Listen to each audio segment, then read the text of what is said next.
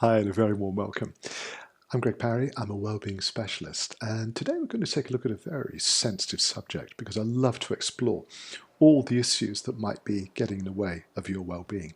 I'm a wellbeing specialist, so it's appropriate to look at the full spectrum of things that could be affecting how you think and feel and behave. Today I'd like to touch on anger. Now, nobody's happy about being angry, but it does affect us. Sometimes people have an outburst. More often, it's retained, it's suppressed, because we're socially conditioned not to express our anger. Not too loud, not too vocally.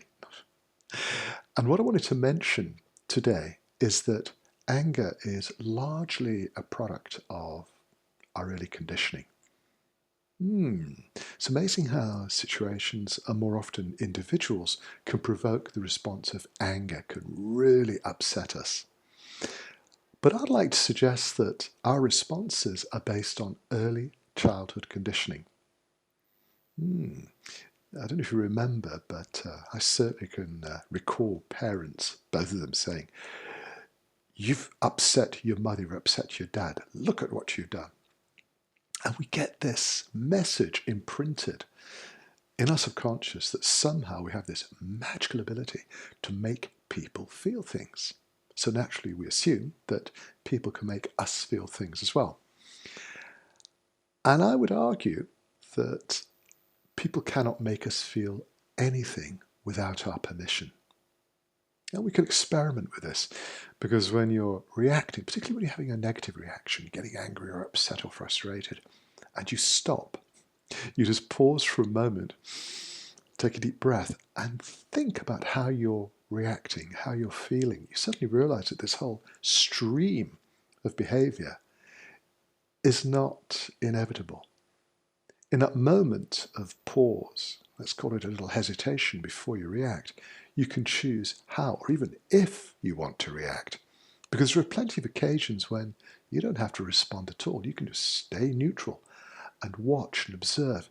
And it helps you to understand an awful lot more, not just about yourself, but about the other person.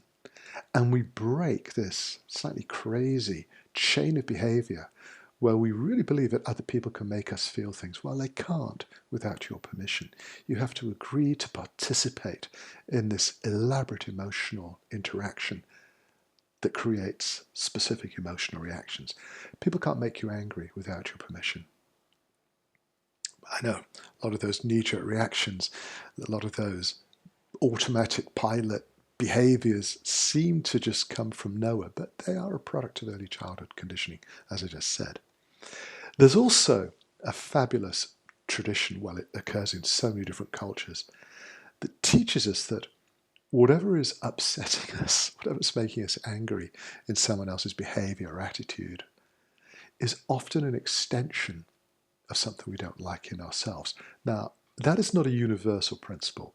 It's not every occasion that this is going to apply, but it does often occur that we will feel uncomfortable or angry or upset with someone because deep down it reminds us of something that's in us.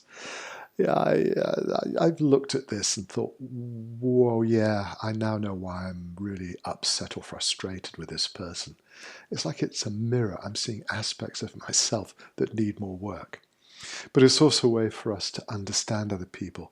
They're not producing a reaction without our permission, without our cooperation. And equally, if there is something about them that we find irritating or frustration, or we're getting angry, that's a message for us to take a little look inside ourselves, at our own attitudes, our own behaviors, and understand what it is that's causing us to feel uncomfortable. So we can use these moments as an opportunity to explore our own behavior, our own backgrounds, our own conditioning, and come up with alternatives.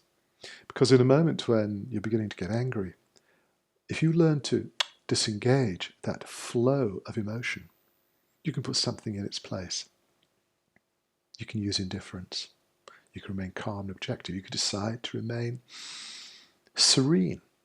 You might even decide, you know what, in the face of this craziness, I'm going to be happy, which is the exact opposite to the way that you've been conditioned.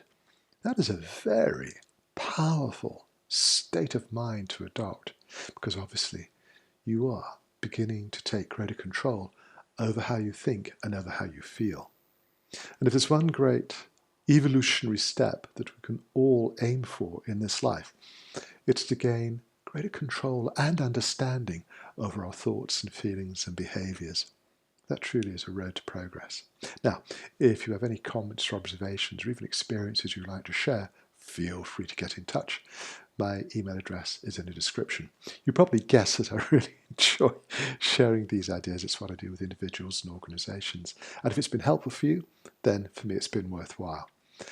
I'm going to be back with you again tomorrow with some more ideas on well-being. But in the meantime, may I wish you a wonderful day.